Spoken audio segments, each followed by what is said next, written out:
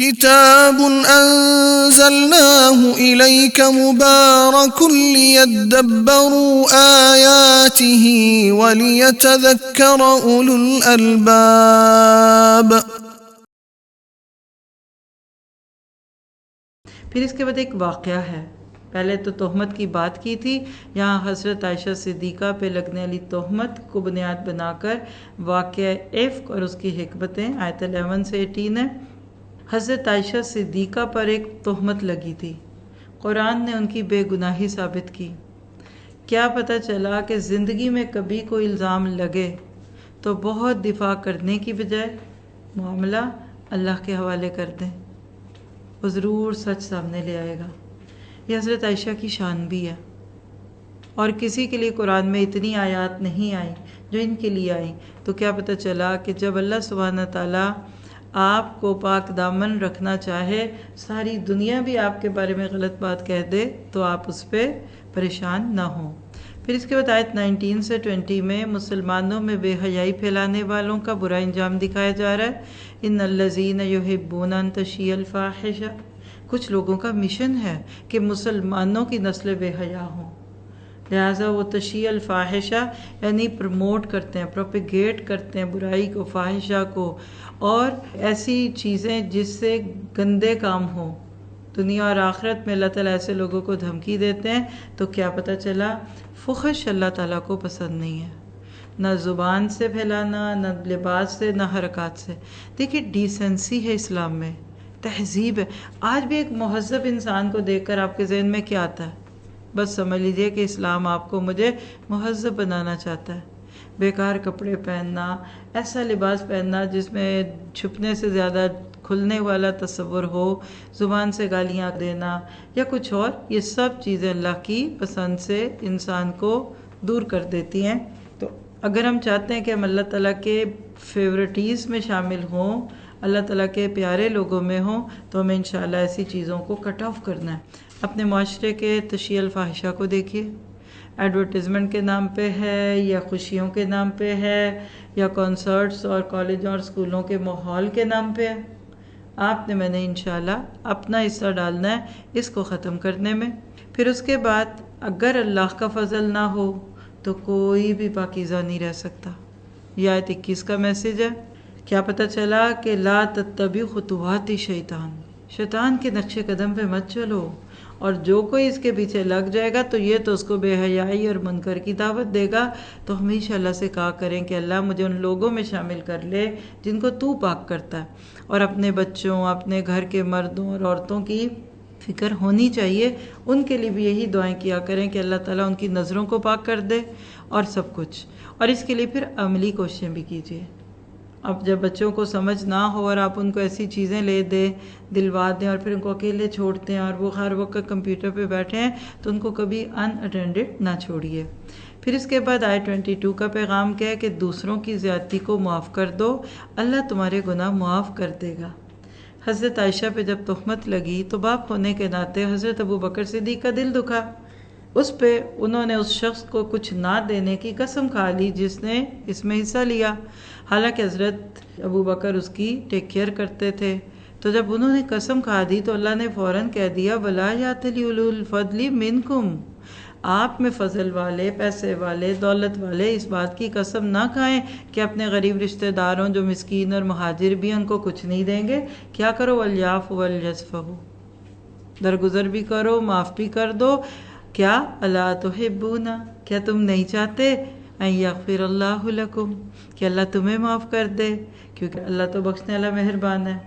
ابو بکر صدیق اس آیت کو سن کر کیا کہتے ہیں کہ نہ صرف یہ ہے کہ میں اس کو دوں گا، مستو نام تھا اس کا، بلکہ پہلے سے جو دے رہا تھا اسی طرح اس کو دیتا رہوں گا، اور کہا اللہ میں یہ چاہتا ہوں کہ آپ میرے گناہ معاف کریں۔ ذرا اپنے اوپر لیجئے، آپ کو یہ ساری باتیں سن کر کیا لگتا ہے؟ ہم چھوٹی چھوٹی باتوں پہ اس نے مجھے تنگ کیا، اس نے مجھے تکلیف دی، ہمارا کاروبار خراب کر دیا، ہمارا گھر بگاڑ دیا، کیا کوئی باپ اپنی بیٹی پہ تہمت برداشت کر سکتا ہے؟ تو مقام صدیقیت پہ اگر پہنچنا ہے تو پھر دشمنیاں کرنے والوں کو معاف کرنا ہوگا۔ یہاں بیٹھے بیٹھے بولیے میں نے سب کو معاف کیا، جس نے مجھے ستایا، مجھے دکھ دی، مجھے تکلیف دی، میرے بچوں کو، میرے شوہر کو، مجھے کسی کو بھی کچھ کہا، میں ان سب کو معاف کرتی ہوں۔ آپ کو ایسے لگے گا کہ آپ کا 5 کلو وزن کم ہو گیا، کندھے ہلکے ہوتے محسوس ہوں گے۔ تو لوگوں کے گرجز اور لوگوں کی نفرتوں کا بوجھ جب آپ کندھوں پہ لے کے پھرتے ہیں تو آپ تھکنے لگتے ہیں، آپ کمزور ہونے لگتے ہیں۔ پھر اس کے بعد آیت 23 سے 25 میں پاک دامن عورتوں پر تہمت لگانے والوں کا بدترین انجام بتایا جا رہا ہے کہ ایسے لوگوں کو قیامت کے دن بڑا عذاب بھی ہوگا، اللہ کی رحمتوں سے دوری بھی ہوگی دنیا اور آخرت میں، اور ان کی اپنی زبانیں، ہاتھ اور ان کے قدم ان کے خلاف گواہیاں دیں گے کہ انہوں نے یہ غلط کام کیے تھے۔ ذرا سوچیے، ابھی ہمارے ہاتھ بولنے لگے اور ہمارا ہاتھ بول کے یہ وہ جو بچی ہے نا میڈ سی رکھی ہوئی، اس کو ابھی تھپڑ مار کے آئی ہیں، اور یہ دیکھیں انہوں نے غلط نظر ڈالی تھی ابھی تھوڑی دیر پہلے اپنے فون پہ کسی گندی چیز کو دیکھنے میں، سر سے پاؤں تک شرمندہ ہو جائیں، پسینوں میں ڈوب جائیں۔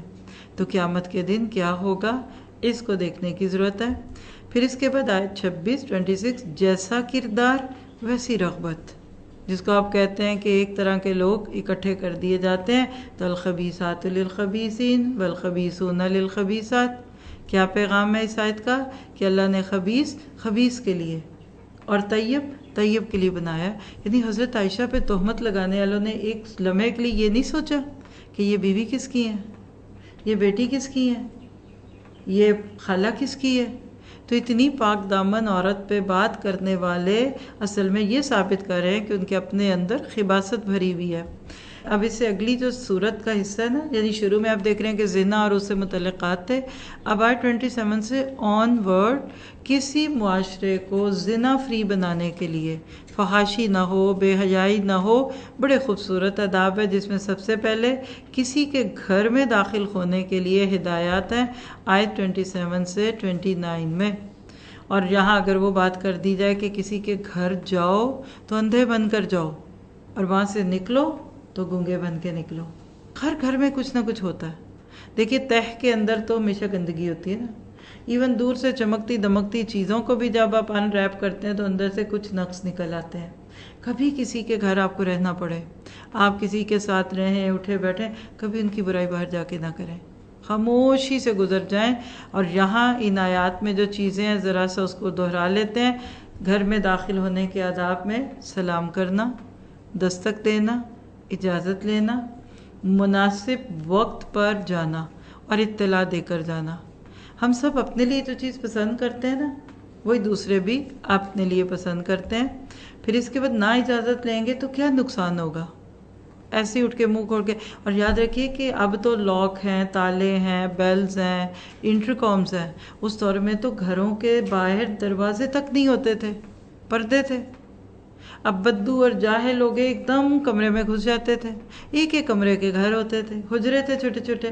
تو جو حکم کل تک کسی کے گھر میں جانے کا تھا، آج وہ کسی کے کمرے میں جانے کا بھی ہے۔ آگے بھی آپ پڑھیں گے کہ ایون بچے ماں باپ کے کمرے میں بغیر نوک کر کے نہیں جا سکتے۔ آپ اگر یہ چیزیں اپنے گھروں میں لاگو کریں گے، آپ دیکھیں گے کتنی خرابیاں بچیں گی۔ تو اگر کوئی بغیر اجازت کسی کے روم میں چلا جائے، آپ سوچیں انسان کبھی کسی حالت میں بھی ہو سکتا ہے، کیا آپ یہ پسند کریں گے کہ آپ کو اس حالت میں کوئی دیکھے؟ اور یہ بہت بڑا جرم ہے۔ اللہ کے نبی نے کہا کہ ایک شخص کو کہ جو کسی کے گھر کے دروازے کے اندر ایک سوراخ میں سے جھانک رہا تھا، آپ نے کہا میں دیکھ لیتا تو میں اس کی آنکھ پھوڑ دیتا۔ رحمت للعالمین۔ یعنی انسان کا پردہ کتنی بڑی چیز ہے۔ اور گھر تو سکون کی جگہ ہے، گھر میں انسان ہر حال میں ہوتا ہے، کبھی اچھے حلیے میں ہوتا ہے، کبھی برے میں۔ نہیں دل کرتا کوئی ہمیں آپ اس حال میں دیکھے، تو ہمیشہ اپنے بچوں کو شروع سے لے کر اپنے اوپر بھی لے کر ان چیزوں کا عادی کیجیے۔ نقصانات کیا ہیں کہ دوسروں کا سکون متاثر ہوگا، میزبان کے وقت کو ضائع کریں گے آپ، نامناسب حلیے میں دیکھنے کا سبب بنے گا یہ، اور میزبان ناگواری محسوس کرے گا، اور پھر آپ کی اچھی مہمان نوازی نہیں ہوگی۔ پھر اسی طرح آپ دیکھیے، ہو سکتا ہے وہ کوئی بہت بڑا کام کر رہا ہو، آپ کے جانے کی وجہ سے مداخلت ہوئی تو آپ اس کے لیے تکلیف کا سبب بنے۔ پھر میزبان کے وقار میں کمی کا باعث ہو سکتا ہے۔ اگر اس کو پہلے سے بتاؤ کہ آپ ان کے گھر آ رہے ہیں، وقت وہ صاف ستھرے کپڑے پہن کر اپنے آپ کو ایک ڈیسنٹ طریقے سے آپ کے سامنے پیش کرے گا۔ آپ جب گئے، ہو سکتا ہے کسی نے سر پہ مہندی لگائی بھی ہے، کوئی کپڑے ایسے پہنا ہوا ہے، کسی کے گھر میں لہسن پیاز چھل رہا ہے، کہیں لڑائی ہو سکتی ہے۔ تو بن بلائے مہمان کا میزبان بننا میزبان پہ بوجھ بنتا ہے.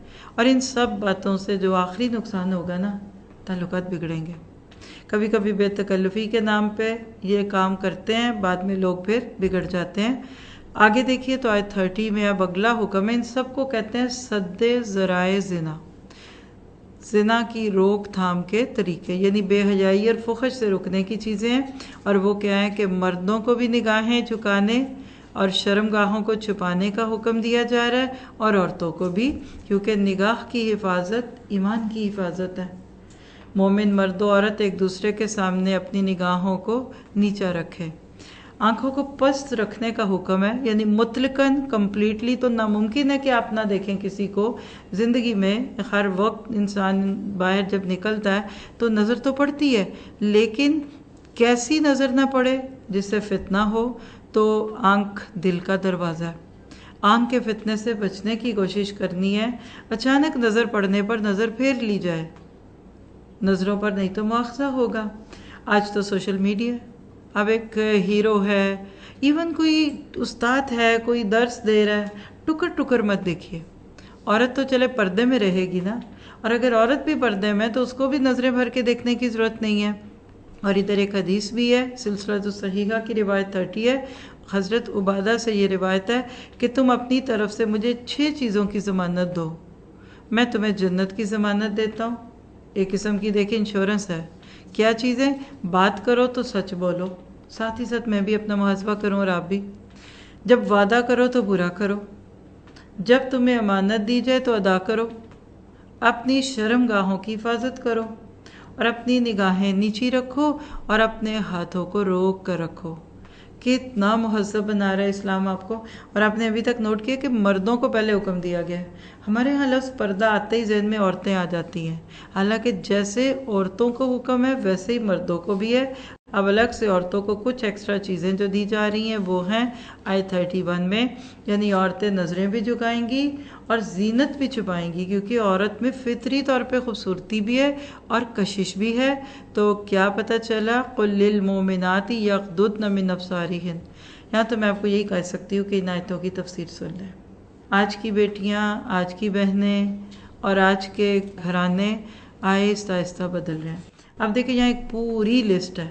پہلے تو نظروں کے جھکانے کی بات تھی، پھر زینت کو چھپانے کی بات تھی، پھر جسم پہ اوڑھنیوں کو کھول کر اپنے وہ قابل شرم حصوں کو چھپانے کی بات تھی.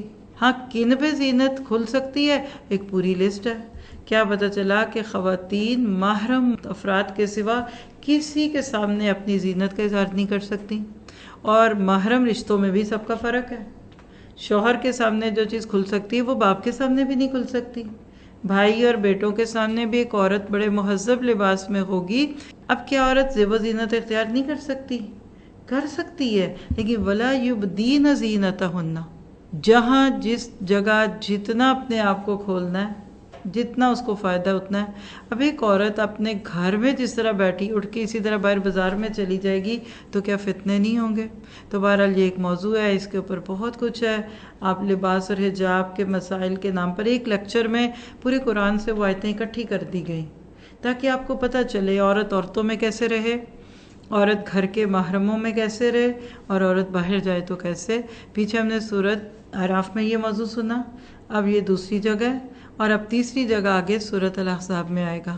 جو پہلی جگہ تھی وہاں عورتوں کا عورتوں میں لباس، زینت، خوبصورتی، عورت اچھا کپڑا پہن سکتی ہے، لیکن اس میں بھی ایک لمٹ کے ساتھ، یہ نہیں کہ عورتوں میں ہی اپنے جسم کو کھول دے. یہاں محرم رشتوں کی بات ہے. آگے جہاں بات آئے گی تو وہ اوورآل باہر نکلتے ہوئے کیا ہوگا اس کو انشاءاللہ دیکھیں گے. اگلا سد ذرائع کیا ہے؟ 32 سے 34. نکاح میں دیر نہیں کرنی چاہیے. کسی بھی معاشرے سے اگر آپ بے حیائی ختم کرنا چاہتے ہیں تو بچے بچیوں کے رشتے جلدی کر دیجئے.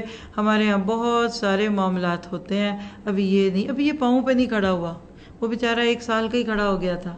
لیکن ماں باپ یہ سوچ رہے ہوتے ہیں کہ ابھی کمائے گا، گھر بنائے گا۔ آپ دیکھیں آج بہت مسئلے پیدا ہو رہے ہیں۔ تو نکاح کا حکم کیا ہے؟ اس میں دیر نہ کیجیے۔ نکاح رزق کی کشادگی کا باعث بنے گا، کیونکہ عموماً لوگ کہتے ہیں جی ابھی بچہ افورڈ نہیں کرے گا، حالانکہ عموماً دیکھا گیا کہ شادی کے بعد دو لوگوں کا نصیب جب جڑتا ہے تو اللہ رزق بھی زیادہ دیتا ہے۔ پھر اسی طرح نکاح کرنے والے کے لیے اللہ کی مدد کا وعدہ ہے۔ خوب سے خوب تر کی تلاش میں زمین میں جو فساد پھیل رہا ہے اس کو سمجھ لیجئے۔ اور ایک حدیث سے تو آپ کو یہ بات بہت ہی اچھی طرح سمجھ آئے گی، جو ترمذی میں ہے 171۔ آپ نے فرمایا حضرت علی کو نصیحت کرتے ہوئے، 3 چیزوں میں دیر نہ کرو۔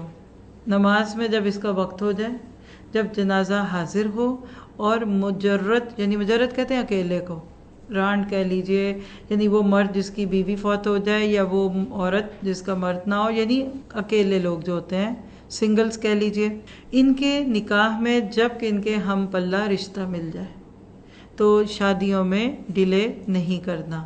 آج یہ بہت بڑی وجہ ہے، بچے بچیوں کی فطری نیڈ ہے اس عمر میں، چاروں طرف تو ہر چیز اسی چیز کو پروموٹ کر رہی ہے، اور جو خرابیاں ہیں وہ لفظوں میں تو بیان ہو نہیں سکتی۔ پھر اس کے بعد آگے آیت 35 میں نور ایمان کے لیے تمثیل ہے، اللہ تعالیٰ کی ذات کیسی ہے، بندہ مومن کا اس کے ساتھ کیا تعلق ہے۔ اللہ نور السماوات والارض، آپ دیکھیے کہ اللہ زمین و آسمان کا نور ہے، اور دنیا میں اس کو ایک مومن کے سینے کے ساتھ مثال دے کر نور علی نور کی بات کی گئی۔ خلاصہ کیا ہے؟ مشکل ترین آیتوں میں سے ایک آیت ہے، جب آپ اس کو تفصیل سے پڑھتے ہیں آپ کا دل خوش ہو جاتا ہے کہ اللہ اس میں اتنی باریکیاں ہیں، لیکن اس وقت کی لحاظ سے آپ کا میرا اس پہ کیا عمل ہو۔ نمبر 1 کہ آسمان و زمین کا نور اللہ، ساری کائنات اللہ کے نور سے روشن ہے، اور اللہ اپنے نور کی طرف جس کو چاہتا ہے ہدایت دیتا ہے۔ اللہ تعالیٰ کی جو صفات آتی ہیں اس پہ بہت بات نہیں کرنی چاہیے، بس یہ کہہ لیں کہ سارا سورس آف گائیڈنس اور سارا سورس آف لائٹ اللہ سبحانہ تعالیٰ ہے، اور اسی کی طرف ساری چیزیں پلٹتی ہیں۔ اب ایمان والے کے دل میں جب یہ نور آتا ہے تو اس کے اثر کیا ہوتے ہیں، اس کا تذکرہ آیت 36 سے 38 میں ہے۔ نور ایمان کے ثمرات، اور وہ کیا ہے کہ ایسے لوگ اللہ کے گھروں کو بات کرتے ہیں۔ ایسے مرد کون ہوتے ہیں؟ لا تلہیہم تجارہ، ان کو ان کی تجارت اور ان کی خرید و فروخت اللہ کی یاد سے، اللہ کے ذکر سے غافل نہیں کرتی۔ یعنی ایسے مرد دکانوں پہ بیٹھے نہیں رہتے اور نمازوں پہ نمازیں ضائع ہوتی رہیں، اور آگے آخرت کے کچھ باتوں کی بات کر کے بتا دیا، واللہ یرزق من یشاء بغیر حساب، اور اللہ تعالیٰ جس کو چاہتا ہے بے حساب رزق دیتا ہے۔ تو کیا پتہ چلا کہ ایک مرد کے لیے دن میں 5 بار اللہ کے سامنے حاضری کو اس کے لیے ایک رزق کا ذریعہ بھی بنایا گیا۔ اور اس بات کی فکر نہ کرو کہ ہم نمازیں پڑھتے رہیں گے تو ہم کمائیں گے کیسے، ہر چیز کو اس کے وقت پہ کیجیے۔ اس کے بعد اپوزٹ ہے، کفر کی مثالیں، پیچھے نور کی باتیں تھی تو یہاں اندھیروں کی باتیں ہیں۔ آیت 39 سے 40 میں والذین کفروا اعمالہم کسراب، بس اتنی بات سمجھ لیں، کفر کے ساتھ جو نیکی کی جائے گی وہ قیامت کے دن ایک دھوکہ ہوگا۔ معراج، دور سے چمکتی ہوئی دھوپ پانی لگتی ہے، جب قریب جا کر دیکھے تو کچھ نہیں ہوتا۔ یعنی سارا سوشل ورک اور ایسی چیزیں جس میں لوگوں کے حقوق کی بات کی جائیں، یہ اس کی ضائع ہو جائیں گی جس نے دنیا میں اللہ کو اس کے حق نہیں دیے۔ اس کے بعد اب سورت کا وہ حصہ ہے جس میں ایک پیغام ہے۔ آیت 41 سے 46 کا پیغام کیا ہے؟ کائنات کا ٹیم ورک۔ اس میں آپ کو شروع میں بادلوں کی مثال مل رہی ہے آیت 41 سے 46 میں، پرندوں کے مل کر صفے باندھ کر اڑنے کی بات مل رہی ہے، اور اسی طرح سے اولوں کے برسنے کی بات مل رہی ہے۔ پھر کچھ جانوروں کے اور حشرات اور چوپائے اور چھوٹے چھوٹے جو رینگنے والے کیڑے ہیں، سب کی بات سے یہ پتہ چلتا ہے کہ غور کر کے دیکھیں گے تو کائنات میں ہر چیز ٹیم ورک کے ساتھ چل رہی ہے۔ یہی چیز ہم نے پیچھے 14 پارے میں سورت نحل کی روشنی میں دیکھی تھی۔ پھر سورت کا اب کہہ لے کہ آخری حصہ شروع ہو رہا ہے 47 سے 50، منافقانہ طرز عمل۔ جب بھی لوگ کسی جگہ ملیں گے ٹیم ورک کرنے کے لیے تو کچھ رولز اینڈ ریگولیشنز ہیں، ان کا تذکرہ۔ نبی صلی اللہ علیہ وسلم کی محفلوں میں ایسے لوگ بہت ہی انکمفرٹیبل فیل کرتے تھے جن کے دلوں میں نفاق تھا، وہ اپنے آپ کو وہاں صحیح نہیں محسوس کرتے تھے، تو اسی کی بات کر کے آگے سچے مومنوں یعنی صحابہ کرام جیسے لوگوں کا طرز عمل ہے۔ آیت 51-52 میں کہ انما کان قول المومنین، مومنوں کا قول تو اس کے سوا اور کچھ نہیں ہوتا کہ جب بھی ان کو پکارا جائے اللہ اور اس کے رسول کی طرف تاکہ وہ ان کے درمیان فیصلہ کر دیں، وہ ایک ہی جملہ بولتے ہیں سمعنا واطعنا، اللہ مجھے آپ کو ایسا کرتے ہیں، نیت کیجئے، جو سنوں گی لبیک کہوں گی، جو نیکی کا موقع آئے گا لبیک کہوں گی، کیونکہ نیکیوں کے کچھ موقع صرف ون ٹائم آتے ہیں، اور اگر آپ اوکے نہ کریں تو آپ بہت بڑی خیر سے محروم ہو جاتے ہیں۔ سن کے مانیں گے تو فلاح بھی پائیں گے، اور جو اللہ رسول کی اطاعت کرے گا، اللہ کے سوا کسی سے نہیں ڈرے گا اور اس کا تقوی اختیار کرے گا، فَأُولَٰئِکَ هُمُ الْفَائِزُونَ۔ اگر آپ نے نوٹ کیا ہو تو 18 پارے میں کامیابی کا تذکرہ بہت ہے، اور ساتھ ہی ساتھ اپوزٹ ناکامیوں کی بھی بات ہے۔ پھر آیت 53 میں منافقین کا قسمیں کھانا بھی تھا، بڑی بڑی قسمیں کھاتے تھے، طاعتم معروفہ، ہم بڑا کام کریں گے، ہم یہ کریں گے، اللہ کے نبی ہمیں موقع تو دیجئے، اور جب وقت پڑتا تو غائب ہو جاتے کسی مجبوری کسی عذر کے نام پہ۔ پھر آیت 54 میں رسول کی ذمہ داری صرف حق پہنچا دینا، وما علی الرسول الا البلاغ، پہنچا دو، اس کے بعد لوگوں کو خود ڈیسائیڈ کرنے دو کہ وہ کیا کریں۔ اور آیت 55 سے 57 میں ٹاپک کیا ہے؟ آخری انجام ایمان والوں کا ہوگا۔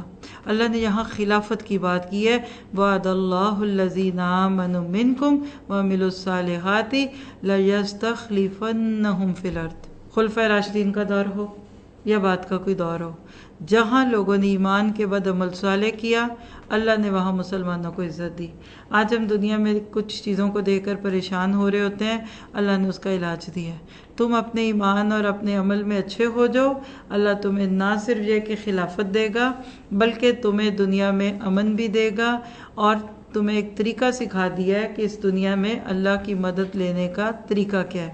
اس کے بعد دوبارہ کچھ مسائل گھر میں داخل ہونے کے، آیت 58 سے 61، گھروں میں آنے جانے کے لیے اجازت طلب کرنا، یا ایھا الذین آمنوا کہہ کر پکار ہے، اور وہ کیا ہے کہ تمہارے گھروں کے ملازمین، غلام، لونڈیاں، وہ بھی اجازت لیں، اور وہ بچے جو بھی بالغ بھی نہیں ہوئے۔ 3 اوقات ایسے ہیں کہ جس میں وہ گھر میں داخل ہوتے وقت اجازت لیں گے، صلاۃ الفجر سے پہلے، اس کے بعد عشاء کی نماز کے بعد، اور دوپہر کا وقت جب انسان عموماً اپنے بھاری کپڑوں کو ہلکا کر لیتا ہے کیونکہ یہ پردے کے وقت ہے، تو گھروں میں یہ سارا رواج بنائیے، اللہ نے اس میں بڑی خیر رکھی ہے۔ پھر اس کے بعد اگلی آیتوں میں وہ عورتیں جن کو اب اپنے نکاح کی امید نہیں رہی، بوڑھی ہو گئیں، بالکل بڑھیا بھوس ہو گئیں، اگر وہ اپنے باہر کے پردے کو ہلکا کر لیں اس کی رخصت ہے، اور ایمان والیاں اس رخصت کو بھی قبول نہیں کرتی تھیں، وہ کہتی تھی کہ اللہ نے یہ تو نکاح ضرور کرو، وَإِن يَسْتَعْفِفْنَ خَيْرٌ لَهُنَّ، اللہ ہمیں ایسی حیا اور ایسا ایمان دے۔ پھر اس میں آپ دیکھ رہے ہیں بڑے پیارے طریقے سے 61 آیت میں خاندان کے تقریباً سارے کلوز رشتوں کے گھروں سے کھانے کی اجازت دی جا رہی ہے، جس میں ماموں، خالہ، پھپھو، چچا وغیرہ۔ کیا پتہ چلا جائز طریقے سے ایک مسلمان اپنے رشتہ داروں کے گھروں میں کھا پی سکتا ہے۔ اور آیت 62 سے 64 میں اجتماعی زندگی کے اصول ہیں، بہت ہی پیاری باتیں ہیں۔ ٹیم ورک، جہاں مل کر کوئی کام کرو گے تو تم مسلمانوں کو کیا کرنا ہے؟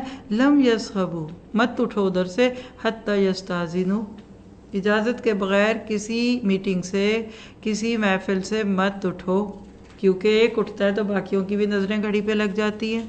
بلا وجہ ایسے کاموں میں نہیں نکلنا چاہیے، لیکن جن کو دلوں میں کھوٹ محسوس ہوتا تھا وہ نکل جاتے تھے، بیٹھتے ہی ایسی جگہ سے تھے کہ جہاں سے سرکیں۔ تو اصل میں اس میں آپ کے میرے لیے پیغام کیا ہے کہ جو جتنا آرگنائزڈ ہو کر کام کرے گا، سب سے پہلے اپنے اوپر اور اپنی ٹیم پہ فٹ کرے گا، اتنا اللہ اس سے بڑا کام لے گا۔ ایسے خوبصورت پیغام پہ سورت پوری ہوئی، اور آگے سورت فرقان کی چند آیتیں، یعنی صرف پہلی 20 آیتیں اس پارے میں۔ سورت فرقان میں آپ دیکھیں گے تقابل بہت ہے، اور فرقان کہتے ہی فرق ہے، حق اور باطل کا فرق، دھوپ اور چھاؤں کا فرق۔ پہلی 3 آیتوں میں اللہ تعالیٰ کی عظمت اور قدرت کی بات ہے، تبارک الذی نزل الفرقان علی عبدہ لیکون للعالمین نذیرا۔ اب دیکھیں اللہ کی ذات تبارک، برکتوں والی، اور نبی صلی اللہ علیہ وسلم کے لیے یہاں کیا لفظ ہے؟ علی عبدہ، قرآن کی، نبی کی اور اللہ کی بات ایک ہی آیت میں آ گئی، اور آگے پھر شرک کی جڑ کاٹ دی گئی۔ آگے آیت 4 سے 6 میں دیکھیں گے تو قرآن حکیم پر 2 اعتراضات اور اس کا جواب ہے۔ کیا اعتراضات تھے ان کو؟ کہ یہ تو پہلی کہانی ہے، پتہ نہیں یہ کہاں سے لے آتے ہیں، اور پرانی باتیں ہر وقت روز ایک ہی بات کرتے ہیں، مزہ ہی نہیں آتا، ہم بور ہی بڑے ہوتے ہیں، کتنی دفعہ قرآن سنا ہے، کتنے یہ ہے وہ ہے دس اینڈ دیٹ۔ اور دوسرا اعتراض کیا تھا کہ یہ کوئی ان کو بتاتا ہے، نبی کو، اللہ کا یہ کلام نہیں ہے۔ پھر اس کے اگلی آیت میں نبی صلی اللہ علیہ وسلم پر مشرکین کے 5 اعتراض ہیں۔ آیت نمبر 7 سے 9 میں کیا اعتراضات ہیں ذرا گنیے گا۔ کہتے ہیں یہ کیسا رسول ہے جو کھانا کھاتا ہے؟ اچھا، کیا کھانا کھانا بری چیز ہے؟ آج ہم نے لفظ کھانے کو بھی بدنام کر دیا دینداروں کے نام کے ساتھ، ثابت یہ کرنا چاہتے ہیں کہ دین والے تو کوئی سپر ہیومن ہیں، وہ تو انسان نہیں ہے جی، وہ تو فرشتے ہیں۔ اگلا اعتراض کرتے تھے یمشی فی الاسواق، جیسے دوسرے مرد کمانے کے لیے گھروں سے نکلتے ہیں یا خرید و فروخت کے لیے نکلتے ہیں، یہ بھی نکل جاتے ہیں۔ تیسرا اعتراض کیا تھا؟ بھئی ان کے ساتھ کوئی فرشتہ کیوں نہیں ہے جو ہٹو بچوں کی آوازیں لگائے، کیونکہ یہ بہت بڑا شخص ہے جی، پیچھے ہو جاؤ، اس کے قریب نہ آنا۔ چوتھی بات ہے کہ اس کے اوپر کوئی خزانہ کیوں نہیں اترا، یا اس کا کوئی باغ نہیں ہے جس میں سے ہم کھاتے۔ اللہ کہتے ہیں میں نے تو کبھی نہیں یہ کہا، اور رسول نے کبھی بھی اپنے بارے میں ایسی باتیں نہیں کی، تو یہ باتیں سن کر صرف اس کو اگنور کیجئے اگر کبھی کوئی ایسی بات آپ سے بھی منسوب کر دے۔ اور اس کے بعد پھر آخر میں 10 سے 16 میں جینے کے 2 راستے۔ اللہ ہمیں اس راستے پہ چلائے جس میں خیر ہو، جو جنت تک جائے۔ جہنم کا بہت ڈراؤنا منظر ہے ان آیات میں۔ اللہ تعالیٰ نے تذکرہ کیا ہے اِذَا رَأَتْهُم مِّن مَّكَانٍ بَعِيدٍ سَمِعُوا لَهَا تَغَيُّظًا وَزَفِيرًا۔ اور آیت 17 سے 19 میں جنہیں شریک ٹھہرایا تھا وہی مشرکین کے خلاف گواہی دیں گے۔ وَيَوْمَ يَحْشُرُهُمْ وَمَا يَعْبُدُونَ مِن دُونِ اللَّهِ۔ تو کیا پتہ چلا کہ اس زمین پہ شرک کی بالکل گنجائش ہی نہیں ہے۔ اور آیت 20 مشرکین کے اعتراض کا جواب بھی ہے، اور ایک بہت بڑی تسلی بھی ہے اس میں۔ بڑی خوبصورت آیت پہ پارا پورا ہو رہا ہے کہ وَمَا أَرْسَلْنَا قَبْلَكَ مِنَ الْمُرْسَلِينَ، ہم نے آپ سے پہلے بھی جتنے رسول بھیجے سب کیسے تھے؟ إِلَّا إِنَّهُمْ لَيَأْكُلُونَ الطَّعَامَ، وہ سب کھانا کھاتے تھے۔ وَيَمْشُونَ فِي الْأَسْوَاقِ، بازاروں میں بھی چلتے پھرتے تھے۔ وَجَعَلْنَا بَعْضَكُمْ لِبَعْضٍ فِتْنَةً، اس پہ ذرا سا غور کیجیے گا۔ ہمیشہ پارے کا جو آخری جملہ ہوتا ہے نا، یہ قابل توجہ ہوتا ہے۔ ہم نے بعض کو بعض کے لیے آزمائش بنا دی ہے۔ اتصبرون، کیا تم صبر کرتے ہو؟ اور صبر نہیں آ رہا، تمہارا دل دکھ گیا ہے، تو وَكَانَ رَبُّكَ بَصِيرًا، آپ کا رب تو دیکھنے والا ہے۔ کیا پتہ چلا کہ انسان کے لیے آزمائش ہے۔ انسانوں میں سے ایک کو دوسرے سے تکلیف پہنچتی رہتی ہے، ایسے میں کیا کیا جائے؟ صبر کیجئے کہ زیادتی کرنے والا خود ہی سمجھ جائے گا کہ یہ میرے ساتھ کیا ہو رہا ہے، اور زیادتی کو دیکھنے والا اور جس کے اوپر تکلیف آ رہی ہے، جو برداشت کر رہا ہے، سب اللہ کے علم ہے۔ اور میں بھی آپ سب سے کہوں گی کہ وَكَانَ رَبُّكَ بَصِيرًا، اس کو بڑا سا خوبصورت سا لکھ کر اپنے گھر میں لگا لیں۔ آپ کے آنسو اندر گر رہے ہیں، اللہ اس کو دیکھ رہا ہے۔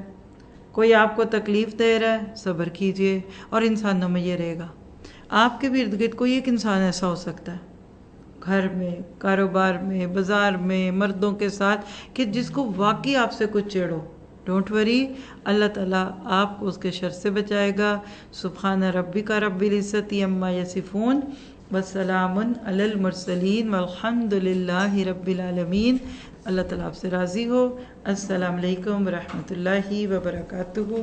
كتاب أنزلناه إليك مبارك ليدبروا آياته وليتذكر أولو الألباب كتاب أنزلناه إليك مبارك ليدبروا آياته وليتذكر أولو الألباب